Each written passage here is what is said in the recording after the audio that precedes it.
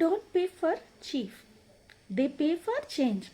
ఒక అమ్మగా ఇది నువ్వు కూడా అనుభవించావు కదా. అందరికీ ఇస్తూ నీ మనసు బాగా అలసిపోయింది, కానీ అదే నీపై నీవు పెట్టడం అనేది తప్పుగా అనిపిస్తుంది కదా. కానీ ఆలోచించమ్మా, నేను నీ దగ్గర తీసుకునేటటువంటి ఫీ అనేది ఒక చెల్లింపు కాదు, అది నువ్వు వేసేటటువంటి మొదటి అడుగు.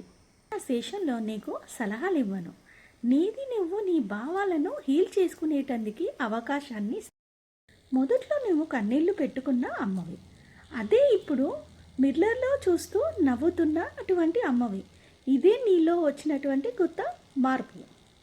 ఇప్పుడు ఒక్క క్షణం ఊహించు, నీలో వచ్చినటువంటి శాంతిని, ప్రశాంతతని, కాన్ఫిడెంట్ ఫర్ యూని. ఇక ఇప్పుడు ఒక మనసులో చిన్నగా ఆలోచించు, నువ్వు ఇప్పుడు నాకు ఎక్కువగా చెల్లిస్తున్నావా, లేక నీలో ఉన్నటువంటి మార్పుని తక్కువగా అంచనా వేసుకుంటున్నా. నీలో మార్పు ధరతో కాదు, దాని ప్రభావంతో కొలవబడుతుంది. నీలోని మార్పు ఎప్పుడూ చౌక కాదు.